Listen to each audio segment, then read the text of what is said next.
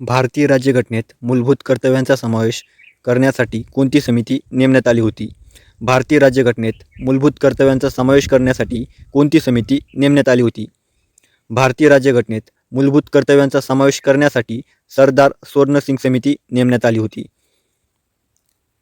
भारतीय राज्यघटनेत राष्ट्रपती पदासंबंधी कोणते कलम आहे? भारतीय राज्यघटनेत राष्ट्रपती पदासंबंधी कोणते कलम आहे? भारतीय राज्यघटनेत राष्ट्रपती पदासंबंधी कलम 52 हे कलम आहे. कोकणामधील सर्वात जास्त लांबीची नदी कोणती आहे? कोकणामधील सर्वात जास्त लांबीची नदी कोणती आहे? कोकणामधील सर्वात जास्त लांबीची नदी उल्हास ही आहे. तलावांचा जिल्हा असे महाराष्ट्रातील कोणत्या जिल्ह्याला म्हणतात? तलावांचा जिल्हा असे महाराष्ट्रातील कोणत्या जिल्ह्याला म्हणतात? तलावांचा जिल्हा असे महाराष्ट्रातील भंडारा या जिल्ह्याला म्हणतात. पांढरे सोने पिकवणारा जिल्हा असे महाराष्ट्रातील कोणत्या जिल्ह्याला म्हटले जाते? पांढरे सोने पिकवणारा जिल्हा असे महाराष्ट्रातील कोणत्या जिल्ह्याला म्हटले जाते? पांढरे सोने पिकवणारा जिल्हा असे महाराष्ट्रातील यवतमाळ या जिल्ह्याला म्हटले जाते. संसदेचे अधिवेशन वर्षातून किती वेळा बोलावणे आवश्यक असते?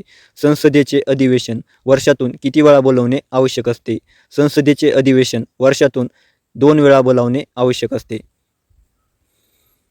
घटक राज्यामध्ये राष्ट्रपती राजवट कोणत्या कलमानुसार लागू करण्यात येते?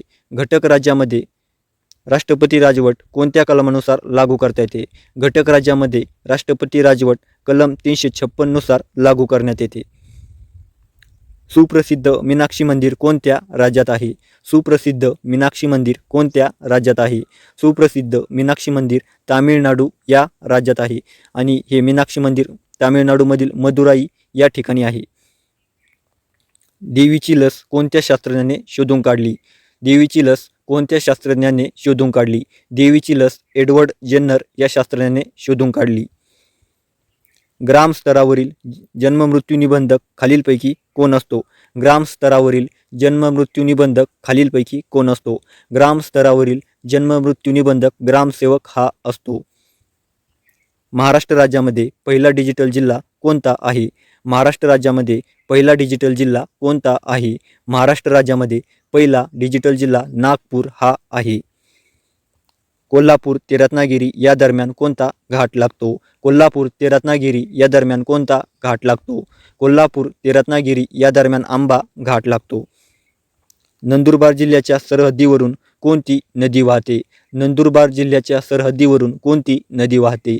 नंदुरबार जिल्ह्याच्या सरहद्दीवरून नर्मदा ही नदी वाहते. तर बऱ्याचदा मित्रांनो परीक्षेत कन्फ्यूज होते की नंदुरबार जिल्ह्याच्या सरहद्दीवरून कोणती नदी वाहते. तापी आणि नर्मदा या दोन नद्यामध्ये कन्फ्युजन होते. त्याच्यामुळे ध्यानात ठेवण्यासाठी छोटीशी ट्रिक सांगतो मित्रांनो. नंदुरबारचा न आणि नर्मदाचा न म्हणजेच नंदुरबार जिल्ह्याच्या सरहद्दीवरून नर्मदा ही नदी वाहते.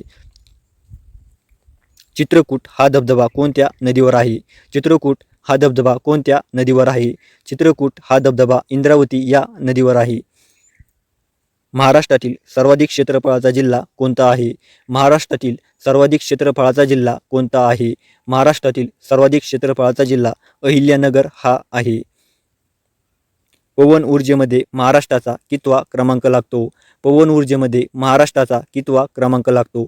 पवन ऊर्जेमध्ये महाराष्ट्राचा 3रा क्रमांक लागतो.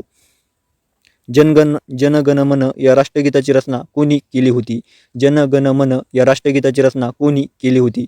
जनगण मन या राष्ट्रगीताची रचना रवींद्रनाथ टागोर यांनी केली होती. भारतातील कोणते शहर गुलाबी शहर म्हणून ओळखले जाते? भारतातील कोणते शहर गुलाबी शहर म्हणून ओळखले जाते?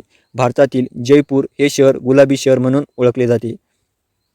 जयपूर फूडचे जनक असे कोणाला म्हटले जाते? जयपूर फूडचे जनक असे कोणाला म्हटले जाते? जयपूर फूडचे जनक असे प्रमोद सेट्टी यांना म्हटले जाते. चंद्रपूर जिल्ह्यामध्ये कोणत्या ठिकाणी युद्ध साहित्य निर्मिती कारखाना आहे? चंद्रपूर जिल्ह्यामध्ये कोणत्या ठिकाणी युद्ध साहित्य निर्मिती कारखाना आहे? चंद्रपूर जिल्ह्यामध्ये भद्रावती या ठिकाणी युद्ध साहित्य निर्मिती कारखाना आहे. मांढर देवी देवस्थान महाराष्ट्रामधील कोणत्या जिल्ह्यात आहे? मांढर देवी देवस्थान महाराष्ट्रामधील कोणत्या जिल्ह्यात आहे? मांढर देवी देवस्थान महाराष्ट्रामधील सातारा या जिल्ह्यात आहे. भारतीय रिझर्व्ह बँकेची स्थापना केव्हा झाली होती? भारतीय रिझर्व्ह बँकेची स्थापना केव्हा झाली होती? भारतीय रिझर्व्ह बँकेची स्थापना 1 एप्रिल 1935 या वर्षी झाली होती. लोहाच्या कमतरतेमुळे कोणता रोग होतो? लोहाच्या कमतरतेमुळे कोणता रोग होतो? लोहाच्या कमतरतेमुळे ॲनिमिया हा रोग होतो. सलवा जुडूम ही चळवळ कोणत्या राज्याशी संबंधित आहे? सलवा जुडूम ही चळवळ कोणत्या राज्याशी संबंधित आहे? सलवा जुडूम ही चळवळ छत्तीसगड या राज्याशी संबंधित आहे. तर मित्रांनो, तुम्हाला जर हा व्हिडिओ आवडला असेल तर आपल्या चॅनलला तुम्ही नक्की सबस्क्राईब करून ठेवा, कारण या सर्व प्रश्नांचा तुम्हाला येणाऱ्या आगामी काळातील स्पर्धा परीक्षांसाठी 100% फायदा होईल. तुम्ही बघताना मित्रांनो की बरेचसे प्रश्न हे आपल्या व्हिडिओमधून आलेले आहे. त्यामुळे अशा नवनवीन आणि महत्त्वपूर्ण प्रश्नांसाठी आपलं यूट्यूब चॅनल मराठी जी के रिव्हिजनला तुम्ही आत्ता सबस्क्राईब करून ठेवा. धन्यवाद.